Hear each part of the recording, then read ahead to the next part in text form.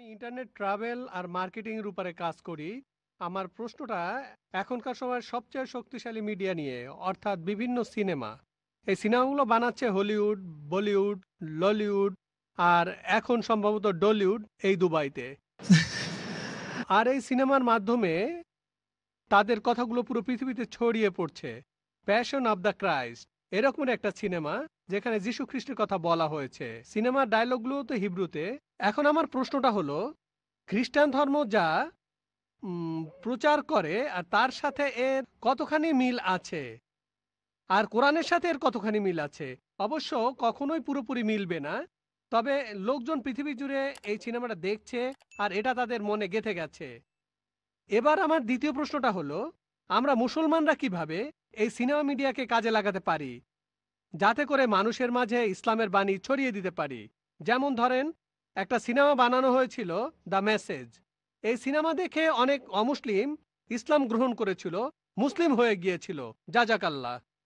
ভাই, আপনি প্রশ্ন করলেন যে সিনেমার মাধ্যমে আমরা নিজেদের মতামত প্রকাশ করতে পারি, ধর্মপ্রচার করতে পারি।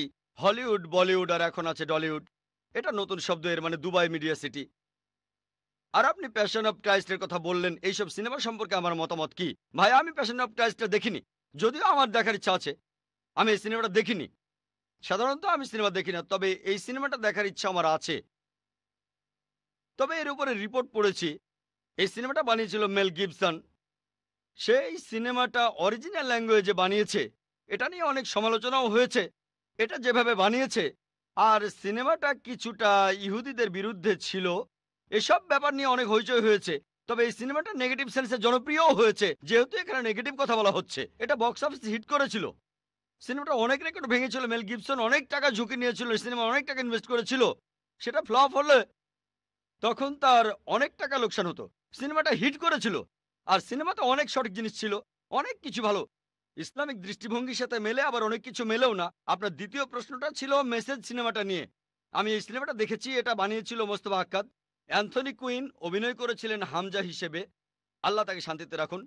সিনেমাটা তখন বানানো হয়েছিল খুবই সুন্দরভাবে। আর আমি বলবো যে ইসলামিক লাইনের সিনেমার মধ্যে এটা একটা শ্রেষ্ঠ সিনেমা।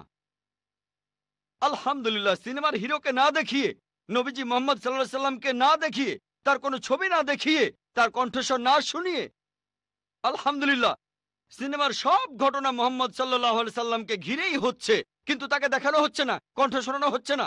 একবার শুধু তার উঁটা লাঠিয়ে দেখানো হয়েছে, এই। কিন্তু সেখানে ক্যামেরা যে অ্যাঙ্গেলে ধরা হয়েছে, যে যখন নবীজি ঘুরে অন্য কোনো দিকে তাকাচ্ছেন তখন ক্যামেরার অ্যাঙ্গেলটাও সেদিকে যাচ্ছে। ডিরেকশন অসাধারণ। এটা একটা মাস্টারপিস। আর এরকম ভালো সিনেমা আমাদের আরো প্রয়োজন। তবে এই সব সিনেমার বাজেট অনেক, কয়েক মিলিয়ন ডলার লাগে, লক্ষ লক্ষ ডলার এই বাজেটের ব্যাপারটা আছে। কিন্তু সিনেমাটা ব্যবসা সফল ছিল।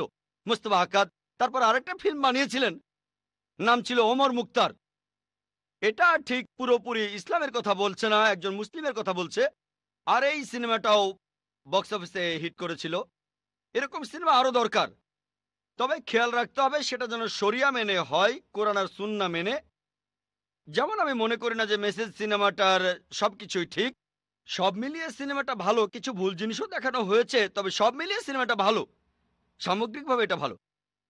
আমাদেরকে ইসলামিক শরিয়া মেনে এরকম সিনেমা বানাতে হবে।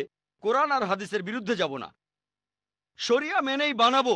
শুধু সিনেমায় নয়, আমাদের নাটক বানাতে হবে, সিরিয়াল বানাতে হবে, ডকুমেন্টারি বানাতে হবে। আর মিডিয়া জিনিসটা আসলে একটা সাদা হাতি। সাদা হাতি, সাদা হাতি। আপনারা হয়তো কোন বানেগা ক্রোড়পতির নাম শুনেছেন। আসল অনুষ্ঠানটা who wants to be a millionaire, প্রতি অনুষ্ঠানে $1 মিলিয়ন খরচ করে। মাত্র একটা এপিসোডে 4 কোটিরও বেশি রুপি খরচ করে। মাত্র একটা এপিসোডে 45 থেকে 50 মিনিট। বোম্বেতে লেবার কস্ট অনেক কম, তবে অমিতাভ বচ্চন এক্সপেন্সিভ। তাহলে এইসব ক্ষেত্রে বাজেটে বাধা আছে। যাদের এইসব খরচ বহনের সামর্থ্য আছে তারা যদি স্পন্সর করেন, তাহলে এমন ফিল্ম বানিয়ে আমরা ইসলামকে প্রচার করতে পারি। তবে আমি বিশ্বাস করি মাকরুম মাকারাল্লাহ ওয়াল্লাহু খায়রুল মাকারিন। হলিউডে একটা সিনেমা বানানো হয়েছে, দ্য কিংডম অব হেভেন। সিনেমাটা বানিয়েছেন খুবই বিখ্যাত একজন ডিরেক্টর। আর তিনি এখানে দেখিয়েছেন কিভাবে ক্রুসেডাররা আক্রমণ করে হাজারো মানুষকে হত্যা করলো। আর তারপর সালাউদ্দিন হিরো তিনি আসলেন, তাকে এখানে হিরো দেখানো হয়েছে। এই ব্যাপারটা নিয়ে পশ্চিমা মিডিয়ায় খুবই হইচই হয়েছিল যে এমন সিনেমা কিভাবে বানানো। সে একজন খ্রিস্টান, সে তার সিনেমায় আসল সত্যি কথাটা তুলে ধরেছে। তবে এই ব্যাপারটা পশ্চিমারা হজম করতে পারেনি, খুবই হইচই হয়েছিল। তবে যেহেতু সিনেমা ডিরেক্টর ছিলেন খুবই বিখ্যাত, আলহামদুলিল্লাহ এতে করে খুব বেশি একটা ক্ষতি হয়নি। তাহলে একজন অমুসলিম এমন সিনেমা বানিয়েছে। আমি যদিও সিনেমাটা দেখিনি, তবে নিউজ রিপোর্ট পড়েছি যে সিনেমাটা খুবই সুন্দর। এখানে তুলনামূলকভাবে অনেক সত্যিই বলা হয়েছে। এমন সিনেমাকে উৎসাহিত করতে হবে। আশা করি উত্তরটা পেয়েছেন।